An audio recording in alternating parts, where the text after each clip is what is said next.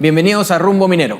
Mi nombre es Jorge León y junto con César Campos vamos a desarrollar el presente programa. César, ¿cómo estás? Qué gusto, Jorge, como siempre. Bien, el tema de la minería es muy importante. Por eso este programa Rumbo Minero, que ya tiene muchísimos años, va a tocar, en este caso, César y amigos televidentes, va a tocar el tema de la minería ilegal, que la escuchamos por todos lados, pero este es un programa especializado, ¿no? La minería ilegal, ¿qué tanto le afecta a todos los peruanos? ¿Qué tanto podría convertirse en un problema grave para el país y para todos los peruanos, ¿no? Reiterando que es un foco de extorsión, de crimen organizado, de daño ambiental, daño a las zonas arqueológicas, trata de personas, una serie de implicancias que acá en este programa, Jorge, lo hemos desarrollado con la solvencia posible para que usted lo pueda entender. Así es, y se habla mucho de esta herramienta que se ha dado, que es el Reinfo. Bueno, el Reinfo básicamente es un documento que en verdad te da licencia para hacer lo que quieras. Y eso está mal. No, ninguno de los gobiernos ha podido regularlo de una manera real y ahora se quiere patear y seguir pateando. Ya lleva creo que más de 12 años y esto también es peligroso, ¿no? El predictamen que ha aprobado la Comisión de Energía y Minas, presidida por un parlamentario radical como Víctor Cutipa, ha señalado que esto debe extenderse por 2 años. El presidente José Gerí, Jorge, ha dicho esta semana en diversas entrevistas que a él le parecería que debe acortarse a 1 año. Por lo menos sabemos que el Poder Ejecutivo entonces podría observar la ley, que no va a ser discutida, además, dicho sea de paso, en el Congreso, porque están en pleno debate acerca del presupuesto nacional. Para tocar este tema, hemos decidido en el programa invitar a José Salardi, exministro de Economía y Finanzas, para tocar el tema de crecimiento e inversión privada en minería ilegal, y también a Fernando Sillones, al ingeniero Fernando Sillones, quien va a hablar con nosotros sobre la propuesta de ampliación justamente del Reinfo por parte del Ejecutivo, el presidente Gerí. Para que ustedes puedan entender un poco más esto, el equipo de Rumbo Minero ha preparado un informe. Adelante. La inversión privada vuelve a encender con fuerza el motor de la economía peruana. En el tercer trimestre de 2025 creció 11,4%, su mayor expansión en más de 12 años, superando ampliamente cualquier registro reciente, incluso el rebote extraordinario posterior a la pandemia. Los expertos subrayan que la inversión privada sostiene cerca del 80% del crecimiento económico, impulsando empleo, dinamismo empresarial y actividad productiva. El dinamismo también viene de la inversión minera. La perspectiva del Banco Central de Reserva era que crezca alrededor del 6,2% en términos reales, pero hasta el cierre del tercer trimestre la expansión fue de 15%, un poco más del doble, dado que se ha tenido una inversión significativa en infraestructura minera y también de cierto equipamiento para el sector. No obstante, este avance convive con desafíos estructurales. El Instituto Peruano de Economía alertó que el Perú concentra el 44% de oro ilegal exportado por Sudamérica, posicionándose como el principal país de origen en la región, seguido por Colombia. En las últimas 2 décadas, estas exportaciones se multiplicaron por 8 y de mantenerse la tendencia, al cierre de 2025 alcanzarían los $12.000 millones, un nivel equiparable al del oro formal. En este contexto, el debate sobre la formalización minera cobra especial relevancia.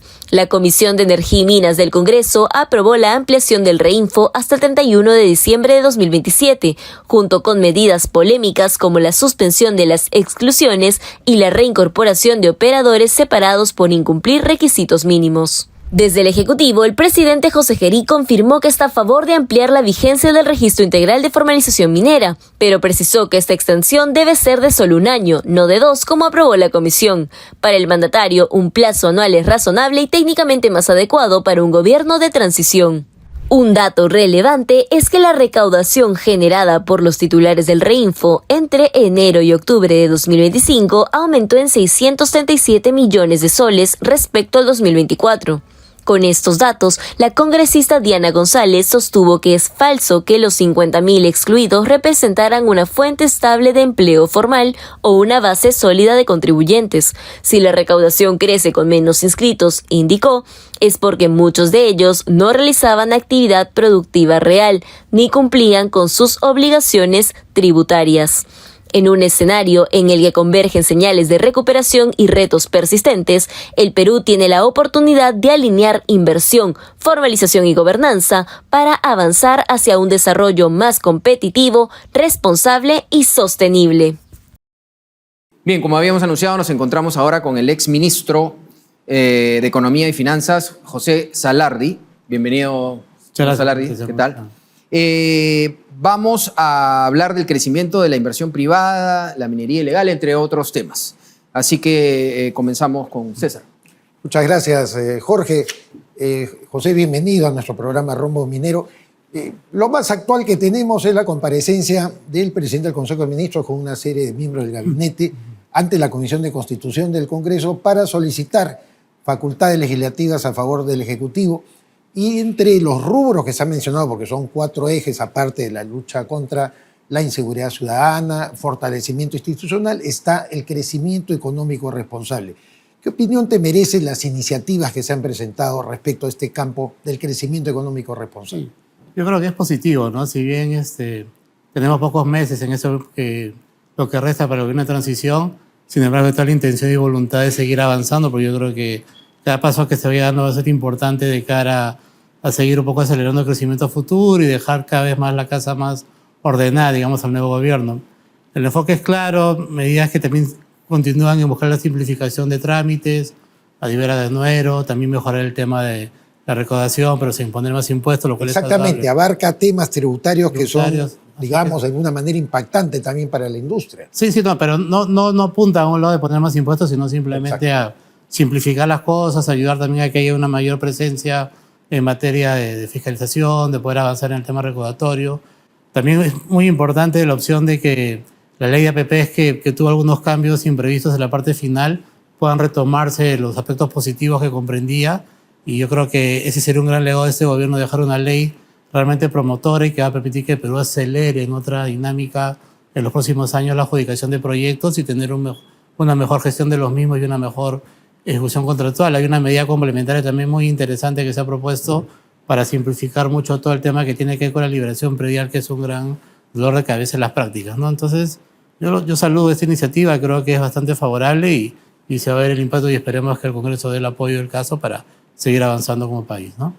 Ahora, usted como un especialista en economía, se han conversado muchas veces, muchos gobiernos, la verdad, han fracasado, para decirlo un poco más claro, con el tema de la propuesta seductora para el minero informal que realmente se quiere cambiar, porque ya sabemos que dentro de los informales hay los radicales, que así le pongas la mejor propuesta, no va a cambiar.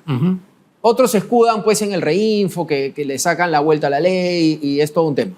Pero usted como especialista, ¿cuál cree usted que sería un camino, por lo menos, para que porque hay algunos de los mineros, los pequeños mineros que también dicen, oye, yo me formalizo, inmediatamente me cae Ministerio de Ambiente, Ministerio del Ambiente, Ministerio de Cultura, Ministerio de esto, del otro, y entonces tenemos que para solucionar el tema, tenemos que marcar un camino, el gobierno tiene que marcar un camino. ¿Cuál sería ese camino? Sí, definitivamente es un problema de la informalidad del país en general, ¿no? Del cual escapa la minería, que tiene una coyuntura compleja, porque sabemos también que hoy en día el tema de los precios se han sintetizado, otro tipo de situaciones, pero creo que ahí es donde el Estado tiene que mirar distinto, ¿no? ¿Cómo puedes hacer atractivo realmente ese formal a todo este segmento que se calcula? Más o menos hay estudios que hablan que son 70% que convive con esta informalidad y finalmente con eso yo creo que perdemos todos en el país, ¿no? Por todo lo que ellos generan.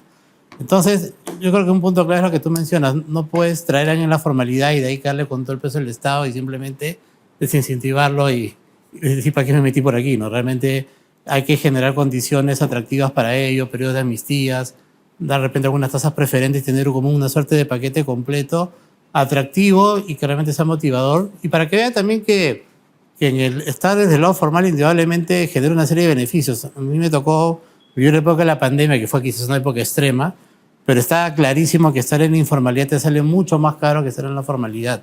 Porque en ese momento que estábamos, como decía, en una situación extrema, cuando el Estado quería entrar a apoyar con las diferentes medidas que podía dar, chocaba con esta realidad que no era fácil llegar a la informalidad por todos los trámites que hay que hacer, por todas las situaciones y requisitos que se piden para poder ser calificados en ese momento para los diferentes abanicos y oportunidades que da el Estado. Entonces, yo creo que ese trabajo tiene que hacerse con una óptica distinta porque como vamos realmente es una informalidad que nos va ganando en diferentes estamentos de la economía. Hace poco había, por ejemplo, el caso que tiene que ver con el sector vivienda, ¿no? Si bien tenemos minería ilegal, tenemos el problema del narcotráfico, también lo que se genera en el mercado de tráfico de tierras es terrible. Y ahí también pierde el ciudadano de a pie, porque entrar por esa ruta y llegar a una vivienda netamente informal, a la larga le genera una serie de extracostos que a la larga le sale más caro que haber adquirido una vivienda en una zona consolidada de manera formal.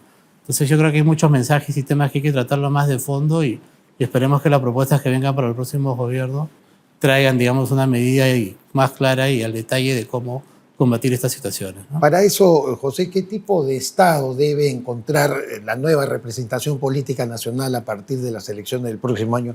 Porque tú bien has descrito los problemas que existen y cuando nosotros acá nos desgañitamos hablando de atraer inversiones, no solamente se trata de que haya atractivo por una determinada canalización de capitales y explotar un recurso, sea natural o una industria, de lo que sea, sino también el contexto, el entorno, la facilitación que puede dar el Estado, las alianzas públicas, privadas.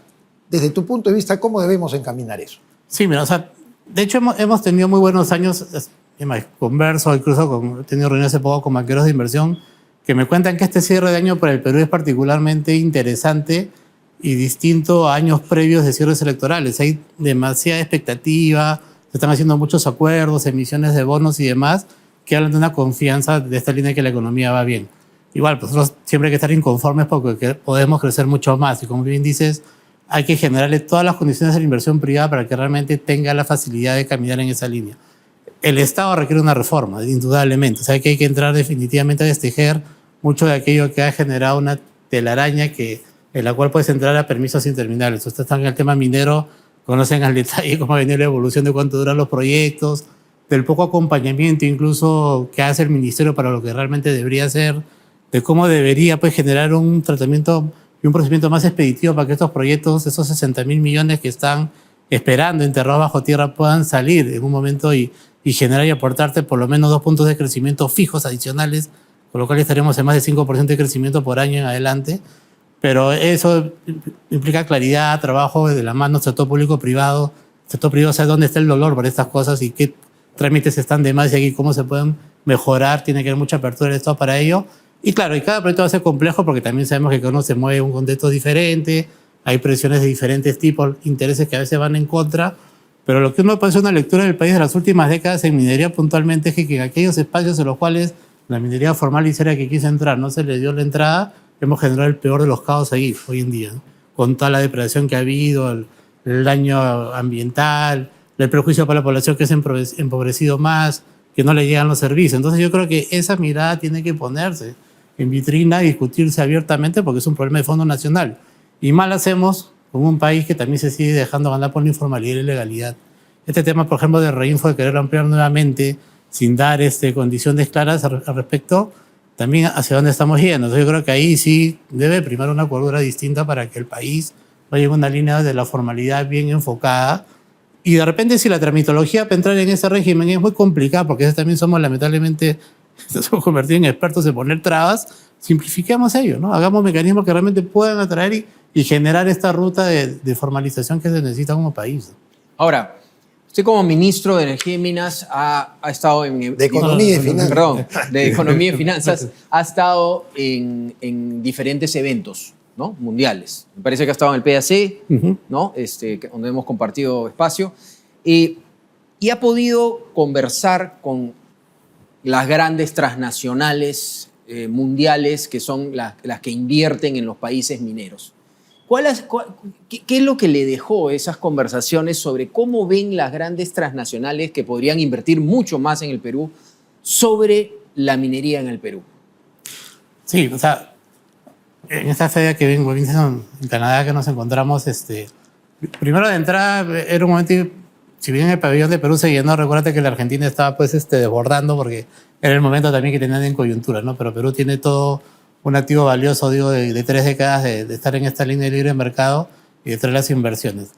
Tuvimos con el ministro de Energía y Minas en ese momento reuniones con muchas empresas de los grandes operadores que hay aquí la mayoría con muchos proyectos, con muchas ganas de seguir apostando por recursos, pero en el 1 a 1 te encontrarás con un listado de problemas que no están resueltos hasta el momento, ¿no?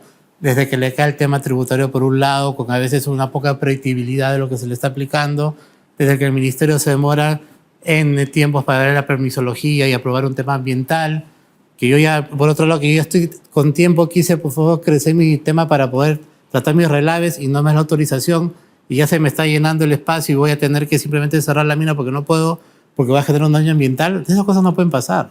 O sea, si ya tienes a los grandes jugadores acá metidos en el país, genera las condiciones para que siga fluyendo y moviendo los recursos. Y muchos estaban con cheques muy fuertes de seguir invirtiendo y eran apuestas para seguir ampliando operaciones de proyectos de 3.000, 4.000 millones adicionales, que puede impactar de manera increíble. Pero aquí, lamentablemente, como te digo, yo creo que esa remirada de cómo se manejan esos permisos, esa tramitología, lo típico, ¿no? Si yo ya di un permiso para todo un área determinada, no puedo estar yendo punto por punto y volviendo a validar eso y perdiendo meses tras meses o a veces años para seguir avanzando en mi proyecto. Entonces yo creo que propuestas como un momento del Grupo Buenaventura, por ejemplo, alguna vez vi un sandbox regulatorio, son medidas que yo creo que ya se quedan de maduras, de tener una ventanilla única del ministerio para centralizar esto de una vez e ir con todo y apostar. Pero es un país minero, o sea, nosotros tenemos que, siempre siguen las discusiones bizantinas que no debemos exportar materias primas solamente, hay que transformar, sí, pero tenemos las materias primas y no son ni siquiera capaces de sacarlas y ponerlas en valor y generar riqueza y iremos en una transición como economía. Entonces yo creo que ese tipo de situaciones son las que tenemos que apoyar, afrontar directamente para que el aporte y el beneficio. Ya lo vimos en Cajamarca, qué pasó cuando Cajamarca tenía Yanacocha hace unas décadas.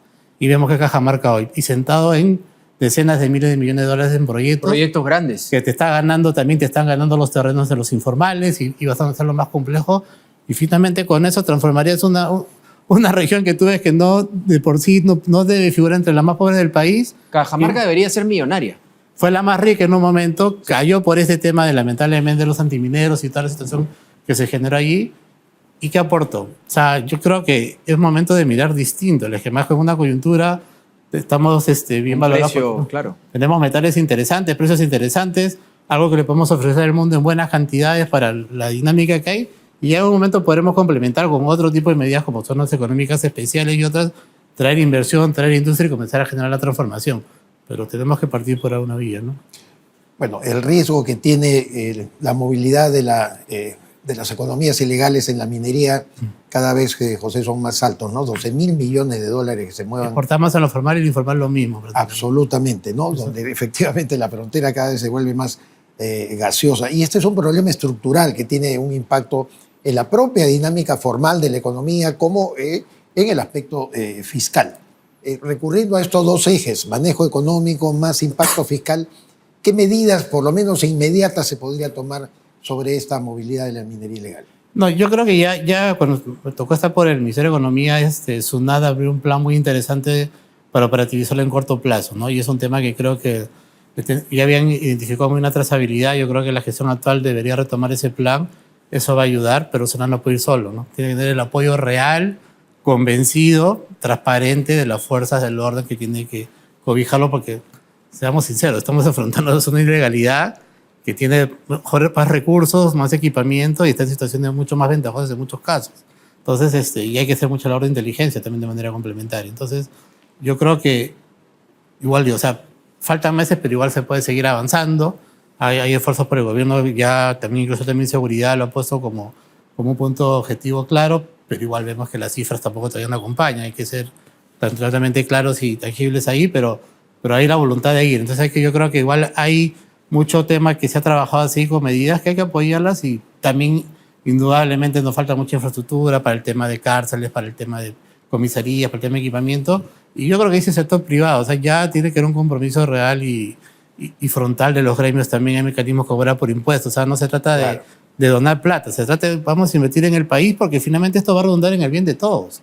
O sea, no es que a mí también me está tocando, a las sociedades, a los gremios empresariales les golpea directamente este problema.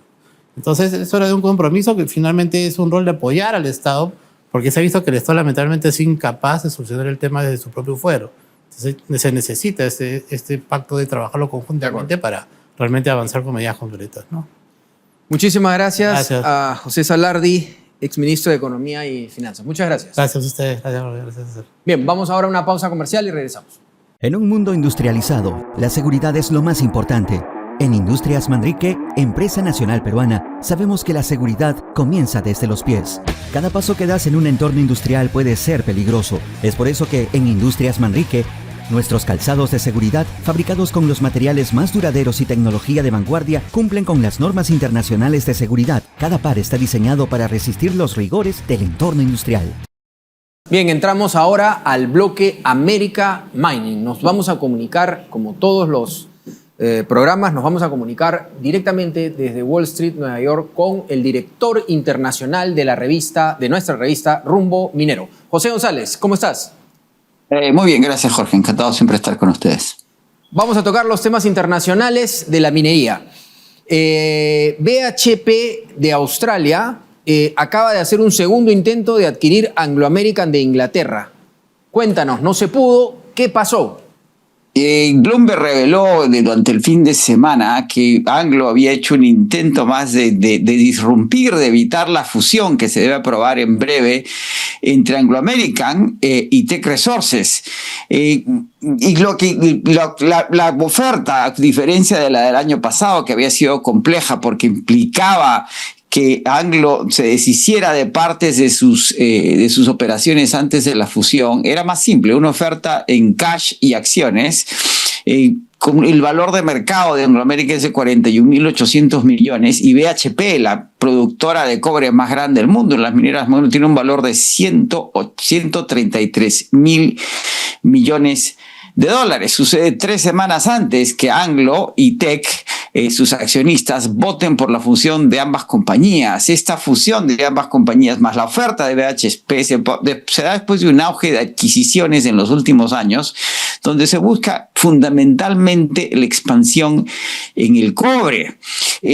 Una vez que fracasó la adquisición de BHP, la oferta de BHP por Anglo, es que Anglo y Teck se ponen de acuerdo para crear esta fusión en la medida que ambas tienen operaciones de cobre que son complementarias, particularmente en desierto de Atacama y Chile.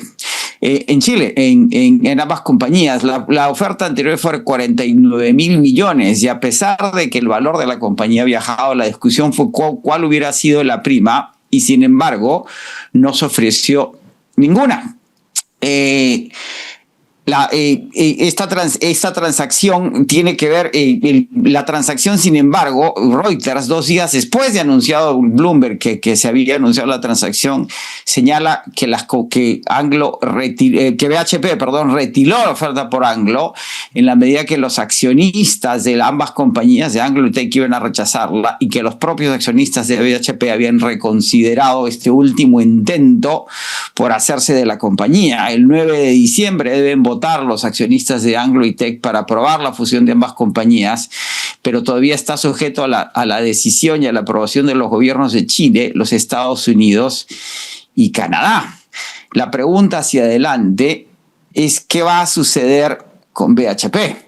Queda muy claro que el interés por hacer nuevas adquisiciones de cobre de parte de BHP es muy alta, en la medida que los proyectos que tiene BHP en cartera son proyectos de greenfield que van a tomar muchos años en consolidarse y en producir cobre en la medida que se le va a ir agotando la producción en las existencias.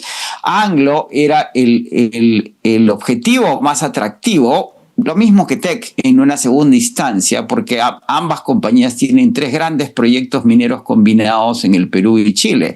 Lo que dicen los analistas de la industria es que este último intento de BHP por adquirir Anglo subraya lo que se ha venido mencionando en el PDCA en el pasado.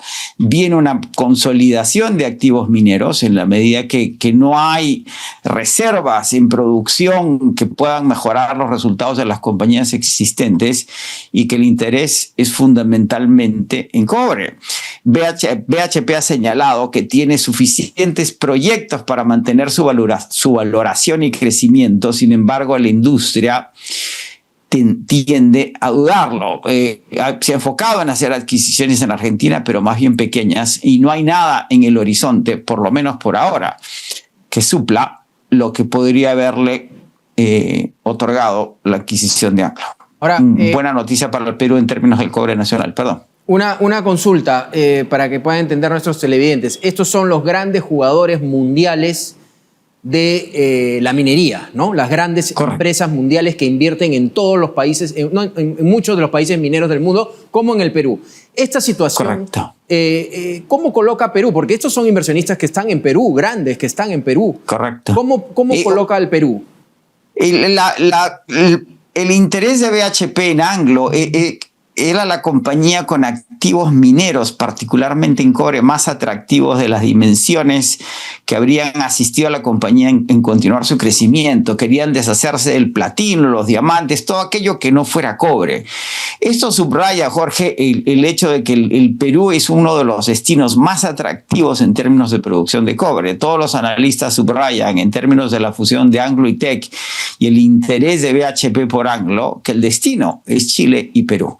Independientemente de la disputa como segundo productor global del Congo, en donde acaba de haber un accidente en una mina artesanal, en donde han muerto 32 mineros, las reservas de cobre del Perú siguen siendo importantes y atractivas. El camino corto es adquirir producción y no desarrollar greenfields que implican demasiado tiempo en términos de promedio, 18 años por mina, y sigue siendo importante para el Perú. Subraya el potencial del país en esta búsqueda de activos de cobre a nivel global. Esta información, José, es bien trascendental, como bien lo ha subrayado también Jorge León Benavides. Y yo quería preguntarte la implicancia que tiene el hecho de que históricamente se sabe que anuncios de fusiones, de adquisiciones, siempre tiene un efecto en la cotización. En este caso podría ser del cobre. ¿Ha sido así en esta situación? Mira, como fue una revelación, César, de Bloomberg, que se reveló un sábado y al lunes siguiente se cayó la oferta en un último intento por deshacer la fusión Anglo-Teck, el mercado del cobre no reaccionó activamente, se sigue manteniendo por encima de los $5 la libra, esperando la decisión de la Reserva Federal de los Estados Unidos de diciembre de recortar las tasas. El 69% de los operadores de mercado espera un recorte de 25 puntos básicos. Codelco está cobrando una prima al cobre que está vendiendo a Corea del Sur por encima de Europa, lo que indica que el mercado se está apretando. Freeport-McMoRan ya ha dicho que va a reactivar su mina en Indonesia en julio del año 26. Y hay indicadores de que China está procesando más cobre del que puede procurar. Los precios deberían mantenerse estables. Muchas gracias a José González por estar con nosotros, como siempre, todas las semanas para hablar de los temas internacionales de la minería. Muchas gracias, José. Encantado, un placer siempre.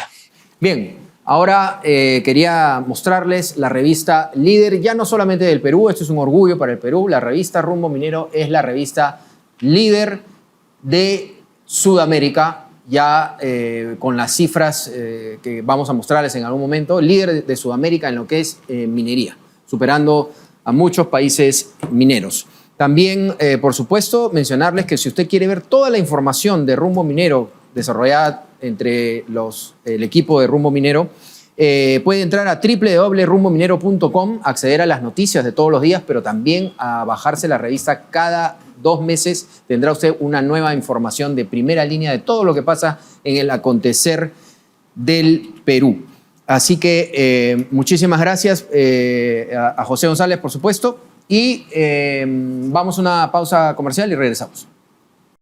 Regresa Expomina Perú, el evento minero más importante del 2026, que abrirá sus puertas del 9 al 11 de septiembre en el Centro de Exposiciones Jockey. Más de 1.380 stands, delegaciones internacionales y lo último en tecnología para la minería, con intenciones de compra que superan los $700 millones. En el marco de Expomina, liderado en esta edición por Roque Benavides, presidente ejecutivo del directorio de Compañía de Minas Buenaventura, se desarrollará el 8º American Mining Summit, presidido por Carlos Castro, junto con ruedas de negocios y congresos internacionales en alianzas con CESCO y la Sociedad de Minería, Metalurgia y Exploración. Atención proveedores, separe su stand y forme parte de la feria minera más importante del 2026. Invierta bien, invierta con los líderes. Mayor información en expominaperú.com.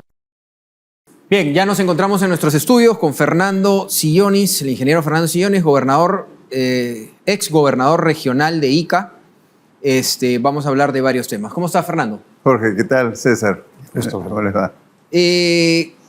Bueno, tú eres un especialista en varios temas y también en minería, pero queríamos preguntarte específicamente la propuesta del Ejecutivo, del presidente Gerí, sobre el tema Reinfo, ¿no?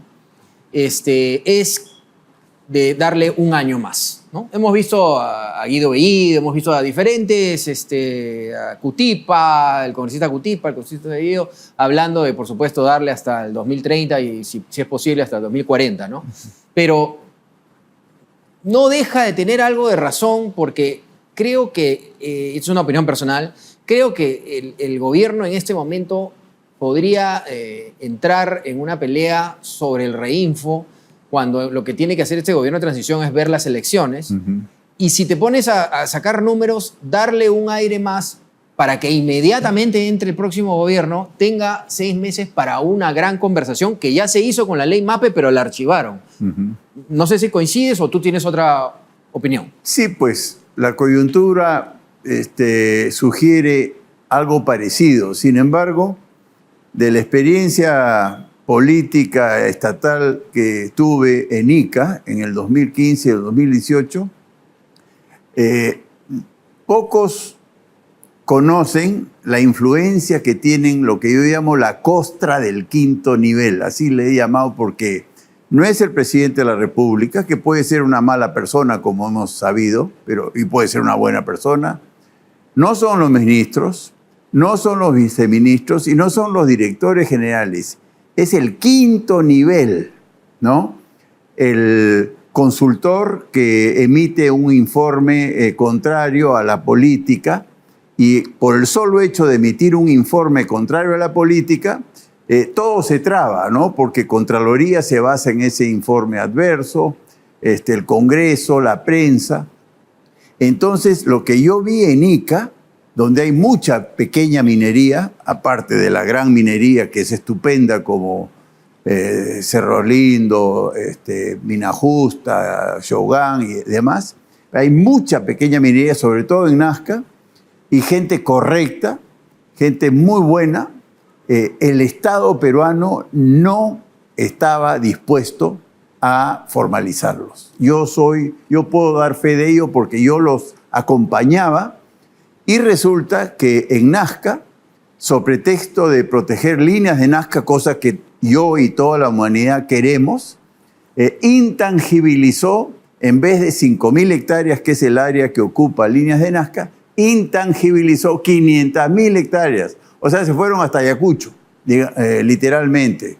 Entonces, el Estado informalizó a miles de pequeños mineros cupríferos, en el caso de Nazca, y auríferos también, por el solo hecho de chantajearlos, vivirlos chantajeando. Yo he llegado a la conclusión de que los grandes ganadores de la informalidad minera, aparte de los criminales, que por supuesto se aprovechan, son policías, alcaldes, gobernadores, fiscales, que viven chantajeando a los pequeños mineros porque no se pueden formalizar, pero operan.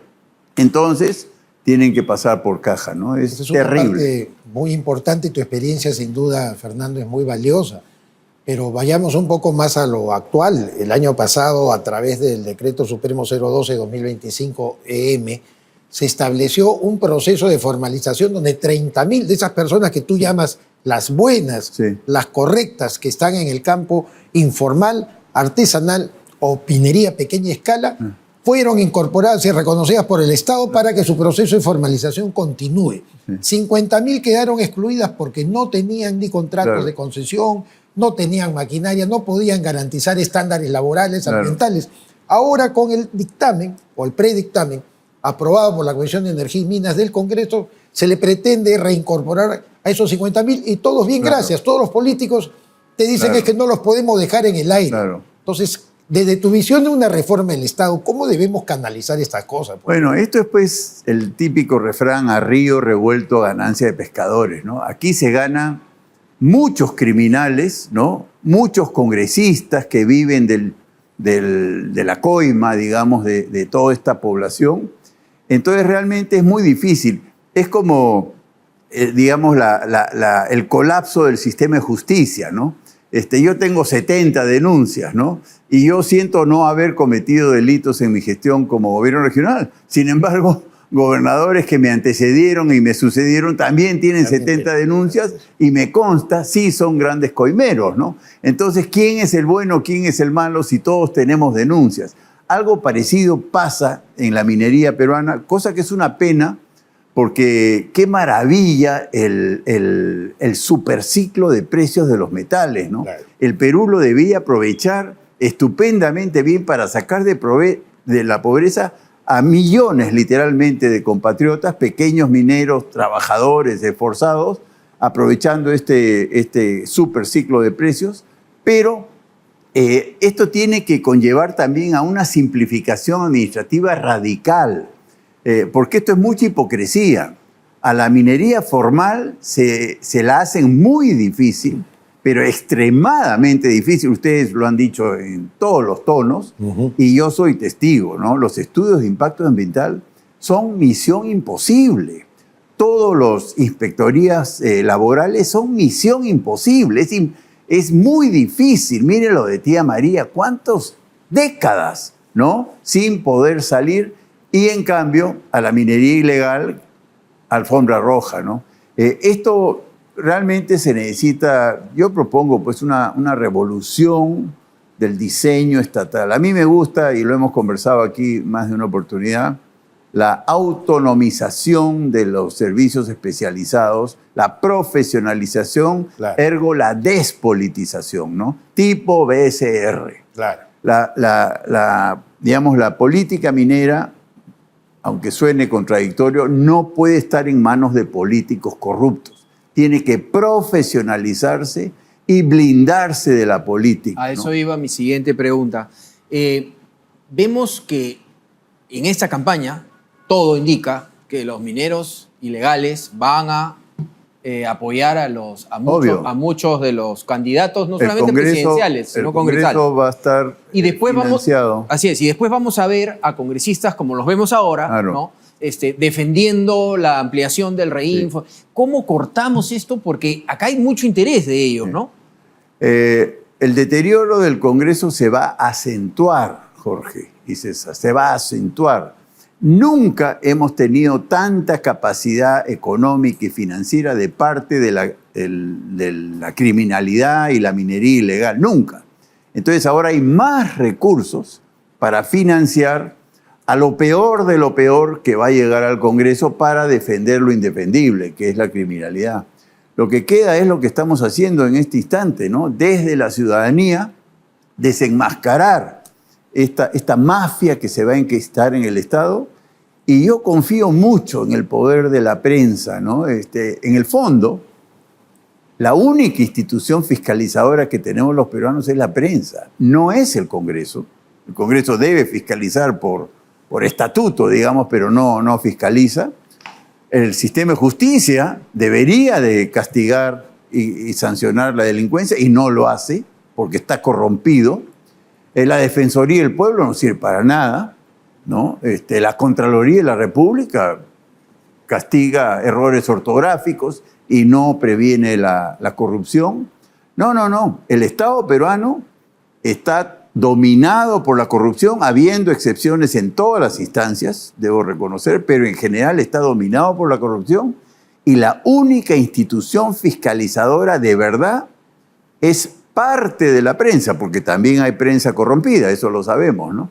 Entonces, no lo tomen como un cumplido, pero lo que han hecho ustedes en desenmascarar, ¿no?, la criminalidad y la corrupción en el sector minero es estupendo, y lo que veo que están haciendo a través de la radio en PBO es único. Yo nunca había visto una pedagogía minera de tanto alcance como el que estoy observando, ¿no? El Perú es antiminero en términos generales, ¿no? Éramos muy pocos los que apoyábamos de una manera tan didáctica la minería, y por eso me gusta lo que están haciendo, ¿no? Pero no hay otro espacio para combatir la criminalidad en la minería. Es estimulante lo dicho por ti, Fernando, y me quería referir a tu experiencia como gobernador de Ica, porque mucho se está poniendo ahora sobre la mesa también el debate de esa reforma del Estado que tiene que incluir una revisión del proceso descentralizador del Perú. Muy mal diseñado, Sí. muy mal hecho. Tú lo tuviste que asumir Sí. en condiciones bastante precarias también, por las herramientas, me refiero, no se trata solo de la voluntad política. Hoy por hoy ya existen mancomunidades Sí. que están juntándose, creando espacios por lo menos de reflexión. En Ica, precisamente la próxima semana se lleva a cabo Andesmin, que es un evento minero de la Mancomunidad Regional de los Andes, es decir, Ayacucho, Huancavelica, Purímac, Junín y Ica, que es tu tierra justamente, va a servir como eje. Estos esfuerzos de ¿qué hacen las mancomunidades? ¿Deberían ya traducirse también en una visión de reforma del Estado del proceso descentralizador? Sí, a mí me gusta la figura de la mancomunidad porque se acerca mucho a la visión de este genio geógrafo que tuvimos los peruanos, que es Pulgar Pulgar Vidal. Vidal, ¿no? Claro. Que son 5 macroregiones transversales, Correcto, ¿no? transversales. 1, 2, 3, 4 y 5, no más, No. no son 24, ¿no? Y menos las provincias y los distritos, que es una locura, ¿no? Entonces, a mí me gusta la mancomunidad, pero lo que no me gusta es la corrupción en la política peruana. Ajá. Los gobernadores que de alguna manera conducen las mancomunidades alternan cada 4 años, no es cada 5, es cada 4 años, y puede venir cualquier cosa, ¿no? Mi sucesor ha estado preso por la mafia de los brevetes, tipo los dinámicos del centro. Entonces, con esa gente no se puede hacer nada, ¿no? Cierto. A mí me gusta la autonomización, la despolitización de los servicios públicos especializados. La gestión minera no puede estar en manos de políticos. Esa es mi conclusión. Tiene que estar en manos de profesionales y tiene que haber una suerte de BCR de la minería, ¿no? O sea, no puede ser un ministro de minería, que puede ser cualquier cosa, como hemos visto en los últimos años, y que rotan, eso sí, cada año, con lo cual no puede haber, y tiene que haber una estabilidad, un profesionalismo, una meritocracia tipo BCR, ¿no? Para gestionar la minería peruana y simplificarla y promoverla, pero con mucho énfasis para aprovechar este superciclo que, repito, yo tomo mucho del mensaje de ustedes.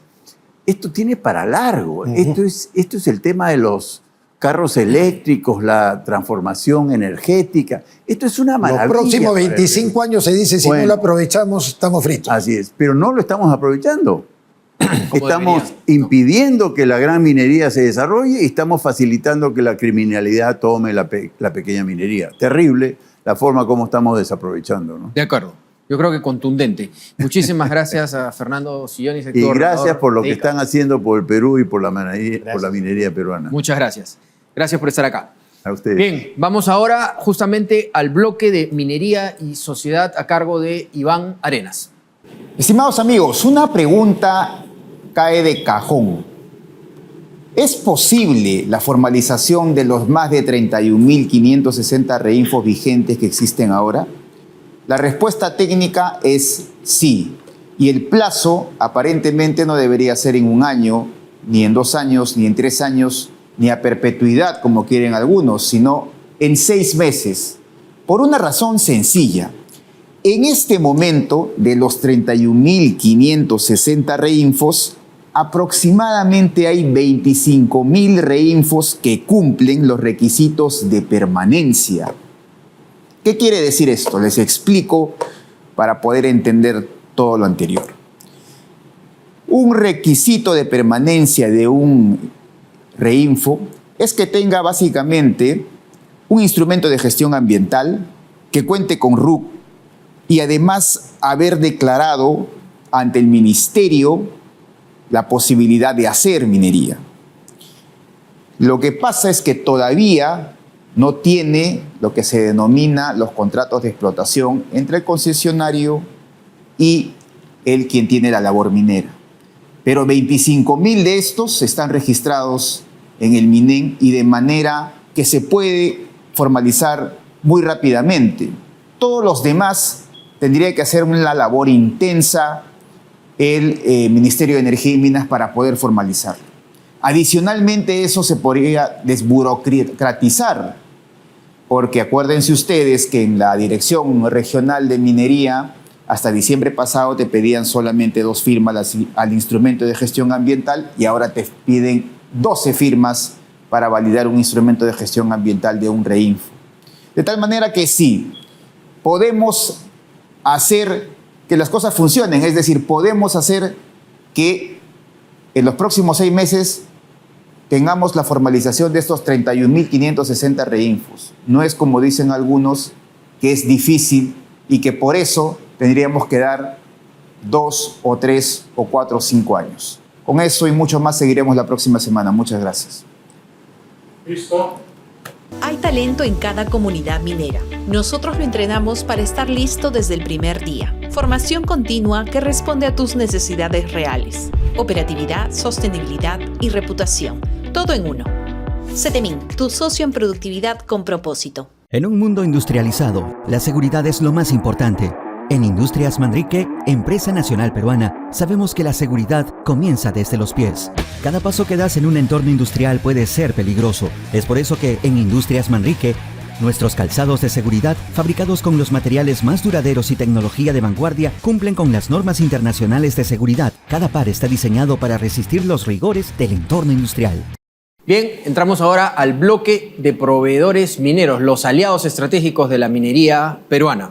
En esta ocasión estamos conectados con Matías Zappler, coordinador comercial de Zappler. Matías, dándote la bienvenida a Rumbo Minero, queríamos preguntarte, ¿podrían compartirnos un poco en qué áreas del sector minero se especializa la empresa Zappler y cuáles son los productos que presentan para el mercado? ¿Qué tal? Un gusto estar acá con ustedes. Muchas gracias por la invitación. Bueno, acá en Zappler estamos bastante especializados en todo lo que es el sector minero. Nosotros somos una empresa con ya más de 40 años de experiencia en el sector. Atendemos a muchas minas grandes directamente y a través de esos contratistas. En la empresa tenemos distintas líneas de negocio, ¿no? Como son las grúas Palfinger, la línea de construcción, nuestros montacargas Hancha, y ahora también hemos incorporado al portafolio de productos los camiones Sinotrack, ¿no? Que nos están rindiendo excelentes resultados en diversas operaciones, incluyendo la minería. Nosotros estamos enfocados siempre en brindar soluciones de calidad y con un excelente soporte técnico, ¿no? En lo que respecta a camiones, tenemos volquetes tanto 6x4 como 8x4 que están diseñados para un acarreo minero eficiente, con motores de alto torque y alto caballaje. Son motores de 13 litros con 480 y 540 caballos respectivamente, y unas cajas reforzadas que son una configuración que pide bastante la minería, ¿no? Además, tenemos remolcadores que trabajan mucho para el transporte de mineral con encapsulados. Tenemos configuraciones tanto en diésel como en GNB y GNL, que es una nueva alternativa, ¿no? Que está ahora en el Perú, que ofrecen una buena opción para ser más eficiente en costos y además ser más amigable con el medio ambiente. Además de nuestras grúas Palfinger, ¿no? Que son la marca número 1 de grúas en el Perú ya desde hace años, y además tenemos el portafolio completo de equipos de línea amarilla de construcción y montacargas, ¿no? Que también sirven como equipos auxiliares en todo lo que es minería. A todo esto le sumamos una vasta experiencia detrás. Tenemos diferentes locales y talleres a nivel nacional, como nuestros 3 locales en Lima. Tenemos un local en Ate, 2 locales en Villa El Salvador. Tenemos también una sucursal grande en Trujillo que cuenta con taller y showroom, además de otra sucursal grande en Arequipa, donde también tenemos showroom y taller. Y además, para atender a los clientes mineros, tenemos un taller especializado en la zona de Chalhuahuacho. Ahí contamos con técnicos especializados, unidades móviles y un gran stock de repuestos para poder atender cualquier requerimiento. Matías, ¿cómo desarrollan la relación y el acompañamiento al cliente en el día a día? Bueno, yo creo que algo que nos caracteriza bastante bien en Zappler es que estamos siempre cerca del cliente y somos una empresa bastante ágil para responder rápido, ¿no? Algo que en minería es muy importante. Nosotros sabemos que una máquina parada es una máquina que deja de producir y eso es algo que no podemos aceptar. Entonces siempre buscamos tener y la mayor disponibilidad mecánica posible. ¿Cómo logramos esto? Con un soporte técnico especializado. Nuestros técnicos son constantemente capacitados por personal de fábrica. Contamos con unidades móviles para atención en campo y dar un soporte inmediato. Además, con ejecutivos comerciales que acompañan al cliente en todo el proceso, ¿no? Desde la preventa hasta la operación. Es una gestión ágil, sin burocracia, que asegura resolver requerimientos rápidos y la continuidad operativa. La idea que tenemos es clara, ¿no? Que cada cliente sienta que con Sappler encuentra un socio técnico y comercial. No buscamos ser solamente un proveedor que cierra una venta y se olvida. Siempre buscamos tener relaciones a largo plazo con nuestros clientes. ¿Cuáles son, Matías, esos planes que tienen a futuro para fortalecerse en el mercado? Bueno, en Sappler venimos creciendo de una manera bastante fuerte año a año y todavía seguimos con una visión agresiva de crecimiento, sobre todo consolidándonos en el sector minero, que todos sabemos que prácticamente es el motor de la economía en el Perú, ¿no? Para esto estamos desarrollando nuevas configuraciones en todo nuestro portafolio, tanto de camiones, grúas, montacargas y línea de construcción, enfocados en operaciones pesadas, como lo es la minería. Además, estamos constantemente reforzando la postventa. Por ejemplo, hace poco hemos cerrado la compra de 15 unidades móviles nuevas que van a servir para dar soporte inmediato en campo, y además tenemos un stock estratégico en todas nuestras sucursales que aseguran siempre un stock adecuado para poder atender a los clientes donde sea que se encuentren. También estamos trabajando bastante con la digitalización del soporte, ¿no? Por ejemplo, ahora con nuestras grúas Palfinger estamos implementando un programa que se llama CMI, lo que nos permitirá a nosotros dar servicio y configuraciones menores a los equipos a distancia. Esto significará que el tiempo de atención será prácticamente inmediato y además será mejor en costos para el cliente, ya que no tendrá que pagar el traslado del técnico, ni se perderá tiempo en que suba un técnico a hacer un diagnóstico, porque eso lo podremos hacer a distancia. Nuestro objetivo es claro: ser el aliado estratégico número 1 en transporte pesado y equipos de soporte para minería. Contamos con marcas líderes en el mercado como lo son los camiones y volquetes Sinotrac, las grúas Palfinger y los montacargas Hancha. Y todas estas marcas están respaldadas por un excelente servicio postventa que brinda Sappler. Como comenté, ya somos una empresa con más de 40 años de experiencia en el mercado y sabemos que no sirve de nada tener una excelente marca si no hay un excelente soporte de una empresa seria detrás. Entonces, ese es nuestro foco principal siempre. No se olviden que pueden encontrarnos en cualquiera de nuestras redes sociales como Sappler o buscarnos en nuestra página web, donde podrán ver todo nuestro portafolio de productos y servicios. Con gusto los atenderemos. Nuestra página web es www.sappler.com. Los esperamos. Bien, agradecemos a Matías Sabler. Él es coordinador comercial de Sappler, ya nos ha explicado sobre la empresa. Así que les agradecemos a Sappler por estar con nosotros. Vamos a una pausa comercial y regresamos. Entérate de todo sobre el sector minero, entrevistas, informes y mucho más en Rumbo Minero. Visítanos en rumbominero.com y escanea el QR para seguirnos en nuestras redes sociales. En nuestra segunda entrevista al bloque de proveedores damos la más cordial bienvenida a Marco Antonio Asensio Flores, quien es gerente de operaciones de Ulma. Y junto con esta bienvenida, y por supuesto agradecidos por tu presencia, Marco Antonio, te pregunto, ¿cómo describirías el portafolio de productos y servicios que actualmente brinda tu empresa al sector minero? Sí, dentro del portafolio que tenemos para el sector minero, tenemos para la parte de construcción un portafolio variado, ¿no? Que va desde los encofrados ligeros a pesados, ¿no? Todos muy flexibles y versátiles que permiten adaptarse a cualquier geometría. Tenemos también sistemas trepantes que permiten ayudar a cuando uno tiene construcción de muros muy altos y hacer subir otros encofrados. Tenemos desde manuales, semi-manuales con uso de grúa y automáticos, ¿no?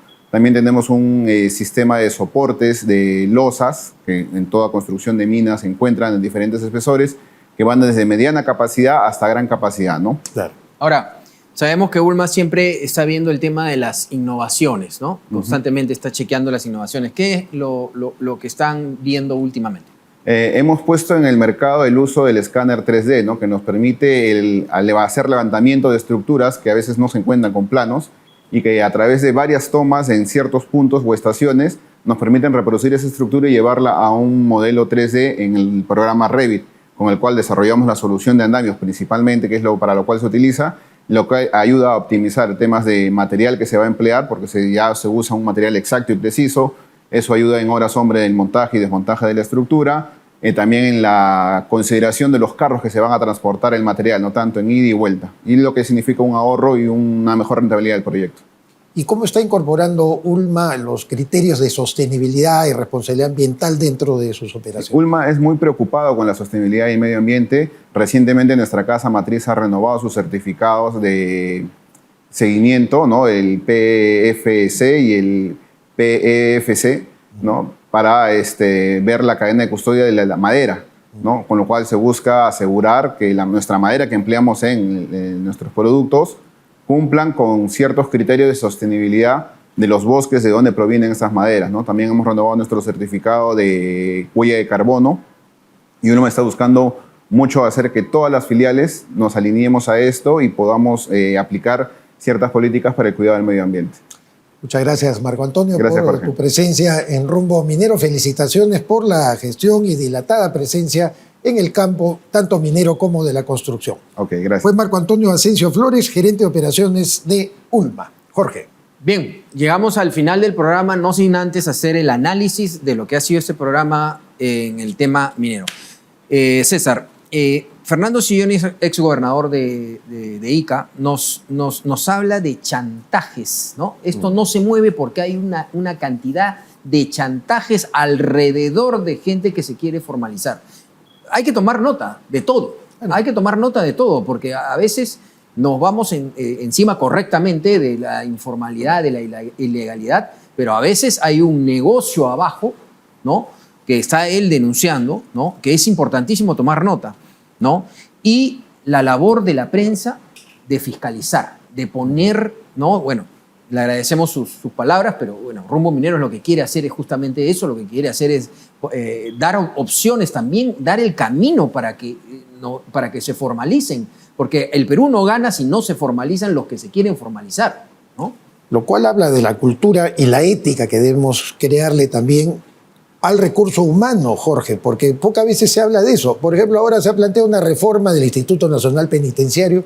¿Y por qué no se habla de la enorme corrupción que siempre se generan en las cárceles porque no están preparados ni están controlados éticamente los funcionarios del INPE, como bien lo ha dicho también Sillonis, en el campo de la policía y otros aspectos? Y bueno, José Salardi, exministro de Economía y Finanzas, creo que me parece muy notable de su parte, que ve con mucho positivismo y expectativa, en todo caso, la forma como se están encauzando las medidas económicas en nuestro país, con un control fiscal quizás más efectivo y sobre todo con esta pretensión de acortar toda la tramitología que le hace un daño tremendo a la minería. Yo me quiero quedar con una frase que dijo Salardi: la informalidad sale más cara que estar en la formalidad. Correcto.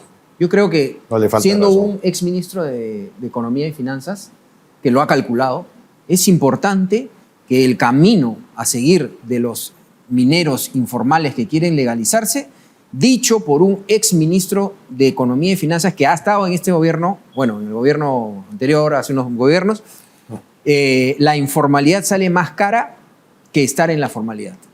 Pongamos las barbas en remojo.